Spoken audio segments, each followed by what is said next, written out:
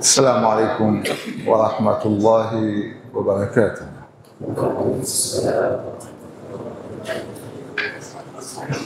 الحمد لله الواحد الأحد الفرد الصمد الذي لم يلد ولم يولد ولم يكن له كفوا أحد،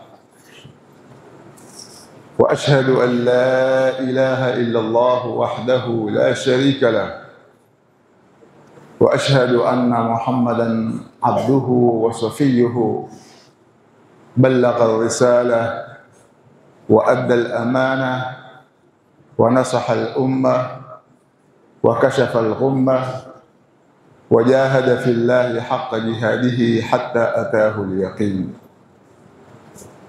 صلى الله عليه وعلى آله وأصحابه ومن اهتدى بهديه واستمسك بسنته إلى يوم الدين. وبعد. طلبة العلم،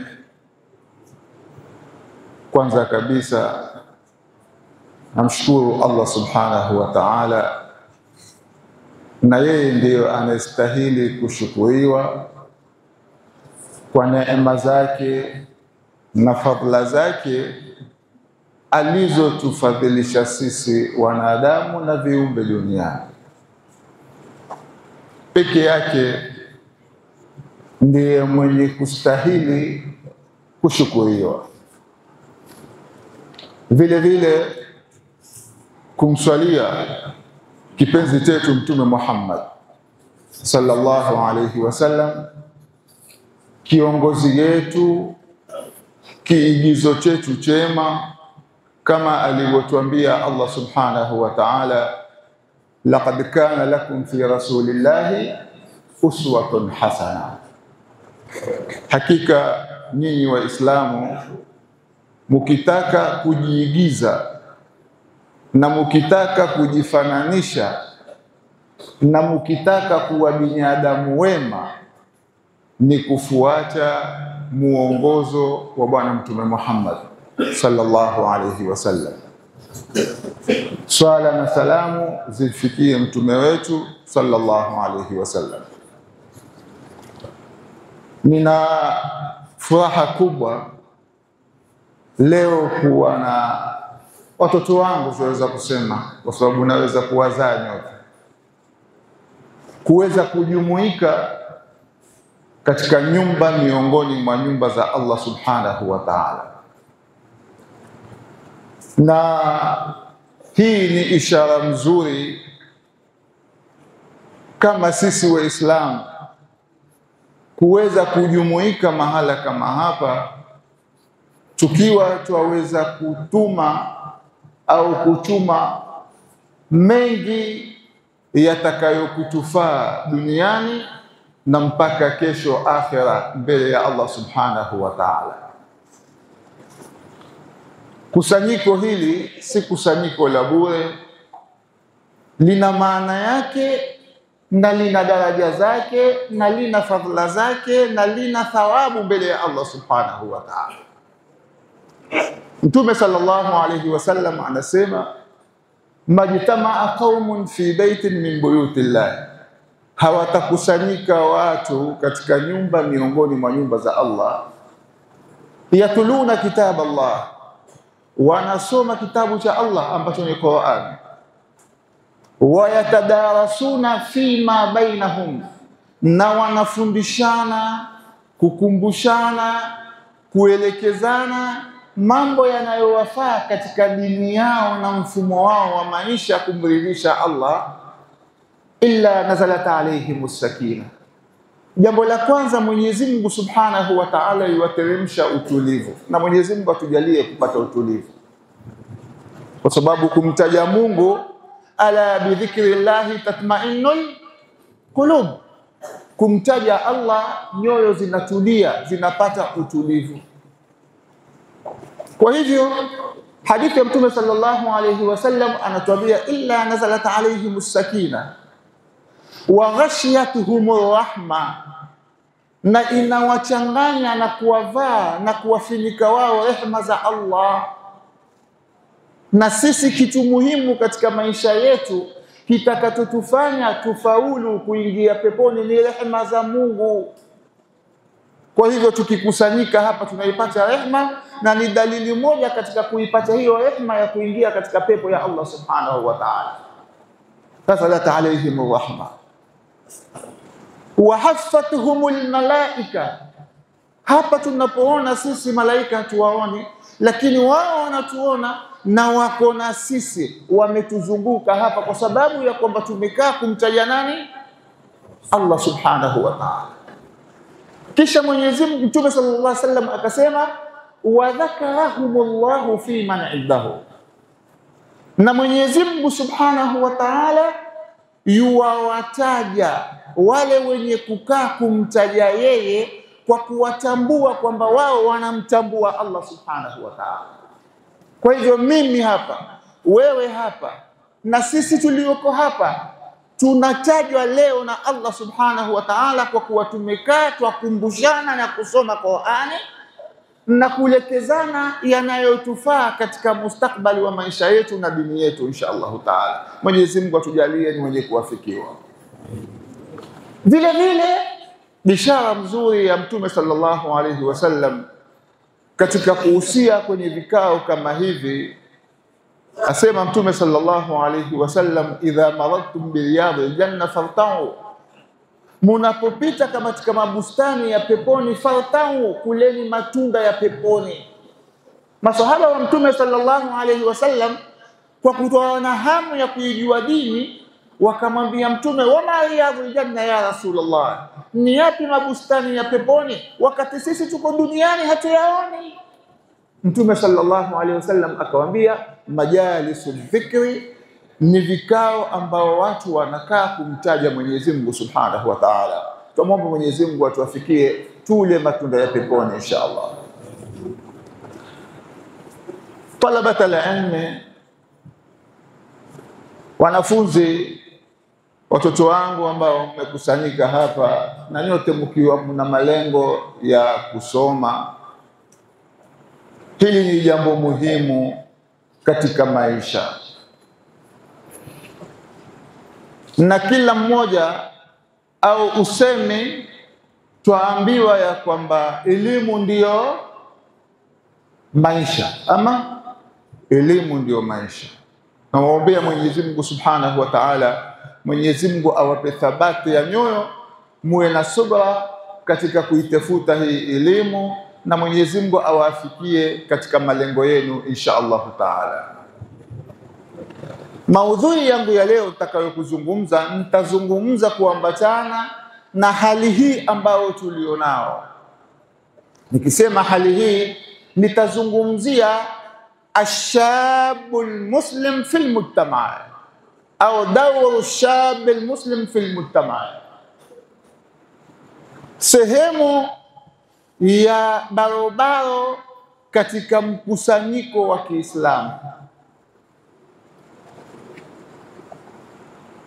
Barobaro ni kiungo muhimu katika kila jamii. Nyote ambao mmetoka, wazazi wenu, wahusika wenu, kila mmoja yuko tayari kuhakikisha ya kwamba amekutimizia mahitaji yako kwa malengo ya kwamba upate lile ambalo ulilokuja kulitafuta hapa. Na barobaro ni kiungo muhimu katika jamii yote ambao watu wanaoishi katika nyanja sampuli mbalimbali ambazo ziko kwenye ulimwengu.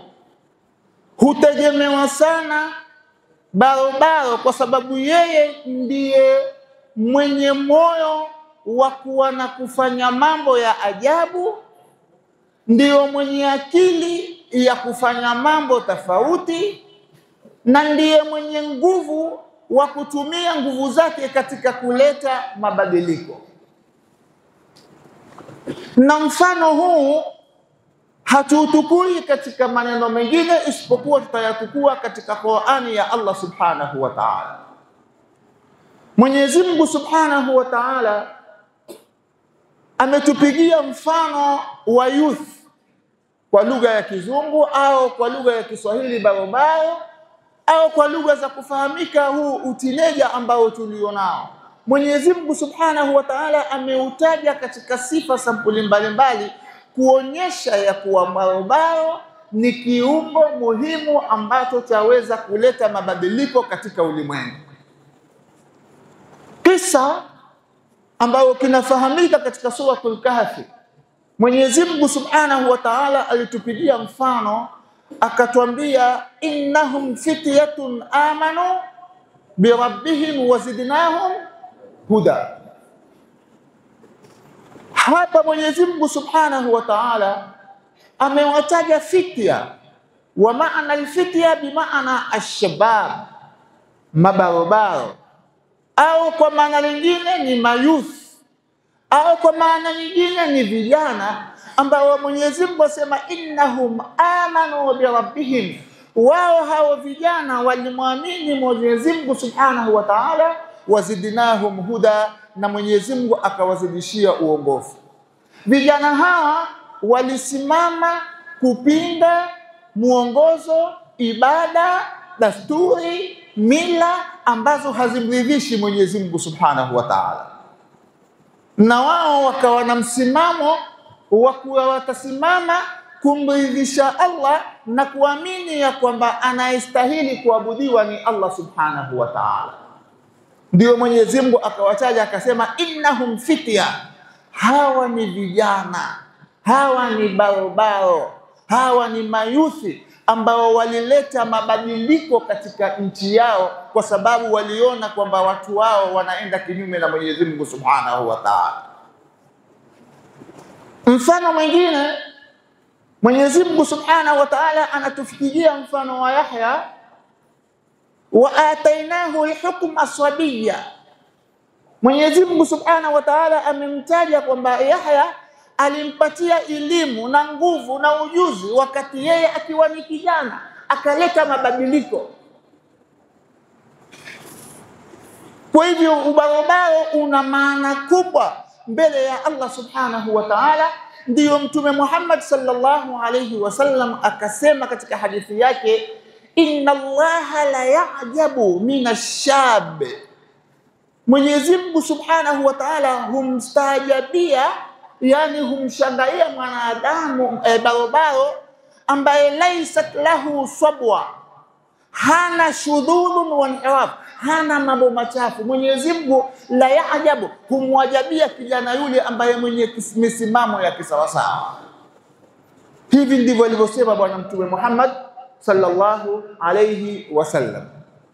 Kwa hivyo ubarobaro una natija kubwa, ubarobaro una umuhimu mkubwa, ubarobaro una daraja kubwa katika jamii ambao watu wanaoishi.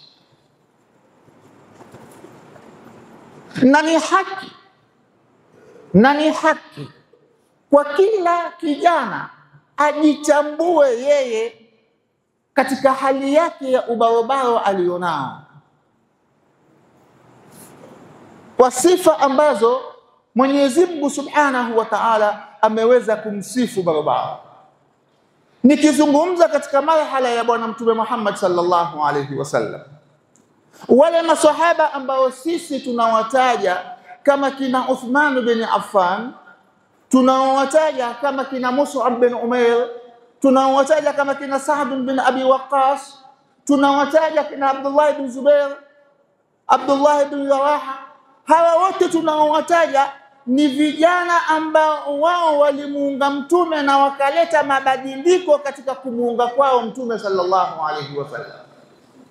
Ndiyo Mtume sallallahu alayhi wasallam akasema, bu'ithtu bil hanifiyyati samha, mimi nimetumilizwa na dini ya Kiislamu, fakhalafani shabab, wakaniunga mkono mimi mabarobaro, Wale waliomuunga Mtume sallallahu alaihi wasallam na mpaka da'wa ya Kiislamu ikasimama ni nani? Ni matineja, ni babarubao, ni fitia. Fakhalafani shabab wa halafani shuyukh, na watu wazima wakanikhalifu. Ukija kusoma tarehe, kina Abu Lahab, kina Abu Jahali, sio ndio watu waliofanyaje? Waliompinga Mtume sallallahu alaihi wasallam. Lakini ukija ukiangalia kina Abu Bakar, kina Uthman, kina Mus'ab, ni vijana wa miaka 17, 18, 20 ndio ambao walikubali la ilaha illa Allah Muhammadun Rasulullah. Na mpaka hivi leo ndio tukaona kwamba bendera ya Uislamu imesonga mbele kwa sababu wao walisimama na Mtume sallallahu alaihi wasallam. Kwa hivyo nyinyi vijana wetu mlioko hapa skuli, nyote mna umri wa ubarobaro, na tukisema umri wa ubarobaro ni kuanzia miaka 15 mpaka 30 au miaka 15 mpaka miaka 40. Huu ni wakati muhimu ambao mwanadamu yatakikana autambue. Huu ndio wakati ambao wewe ndio utaweza kula matunda yako kwa miaka 50 zinazokuja. Huu ndio wakati ambao wewe utakuwa umefanya reform ya maisha yako. Ikiwa katika hali hii ya miaka 15 mpaka kufika miaka 30, miaka 35, 40 umesimama kisawasawa, basi wewe utakuwa umefanya reform ya miaka yako 50 inayokuja. Umefanya reform ya miaka yako 60 kwa kuwa umejiweka katika hali ambayo inayotakikana na Allah subhanahu wa ta'ala, na umefuata muongozo wa bwana Mtume Muhammad sallallahu alaihi wasallam.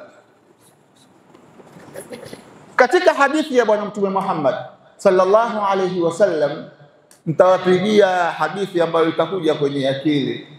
Mtume sallallahu alaihi wasallam atuambia, sab'atun yudhilluhumullahu yawma la dhillun illa dhilluhu. Watu 7 Mwenyezi Mungu subhanahu wa ta'ala atawafunika kwenye kivuli katika siku ambayo hakuna kivuli isipokuwa kivuli hicho. Watu watakuwa watafuta mahala pa kutuliza roho zao, kutakuwa hakuna sehemu ya kutuliza roho yako mpaka kwenye hiko kivuli, kwa sababu shida, balaa, adhabu na kila nakama na hauli zinamwangukia mwanadamu. Lakini Mtume Muhammad sallallahu alaihi wasallam akasema, sab'atun, watu 7 yudhilluhumullahu yawma la dhillun illa dhilluhu. Mwenyezi Mungu atawafunika kwenye kivuli siku ambayo hakuna kivuli. Mtu mmoja aliyemtaja katika watu 7 akasema, shabun nasha'a fi ibadatillah. Mmoja ni ule barobaro aliyekulia katika ibada ya Mwenyezi Mungu subhanahu wa ta'ala.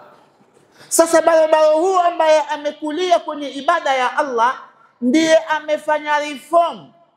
Akiwa miaka 40 ni kiongozi, atakuwa ni imamu na adilun, ama sivyo? Tumeelewana? Umefanya reform katika ubarobaro wako. Kwa hivyo katika vile watu 7 wanaotaja, ule ubarobaro ndio utakaokupa natija ya watu wengine 7 ambao watakuwa ni mfano.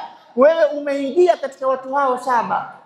Ukiwa sasa hivi umesimama kisawasawa kusoma vizuri, kama tunavyoambiwa ya kwamba kusoma ni kitu muhimu, lakini iwe lengo lako la kusoma, moja katika lengo lako ni kumridhisha nani?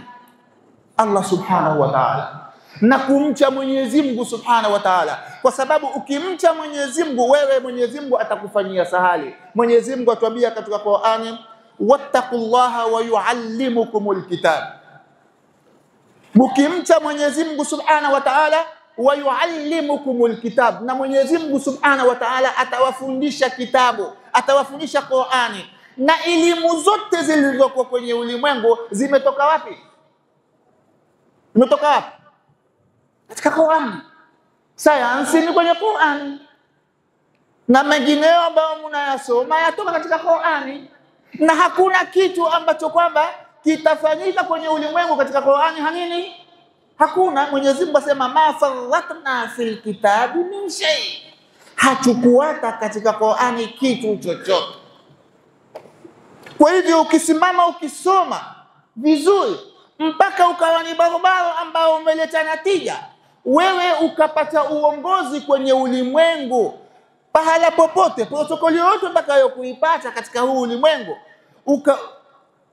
lazima natija yake itakuja kwamba wewe utakuwa mwadilifu, kwa sababu wewe ulifanya reform wakati ulipokuwa barabara. Jambo lingine, rajulun muallaqun bil masajid, mtu ambaye moyo wake umeshikamana na misikiti. Ukifanya reform ukiwa ni barabara, wewe utakuwa msikiti una fadhila kubwa na unautambua na unauhudumikia. Rajulun tasaddaqa bi sadaqa, mtu ambaye ametoa sadaka fa akhfaha hatta la ta'lama shimaluhu ma anfaqa yaminu, umetoa upande wa kulia, mkono wa kushoto usijue. Ukiwa umefanya reform katika watu wa barabara, utajua haki ya kutoa, atakana utoe kisampuli gani. Kwa hivyo ubarobaro au utineja au youth ambao tulionao ni muhimu sana sana katika maisha yetu tunaoyaishi. Na leo tukiangalia huu ulimwengu ambao unavoenda, hata hizi siasa ambazo kwamba zinazoendelea, wanaotumiwa katika hali ya kuleta mabadiliko nani? Vijana, ama sivyo?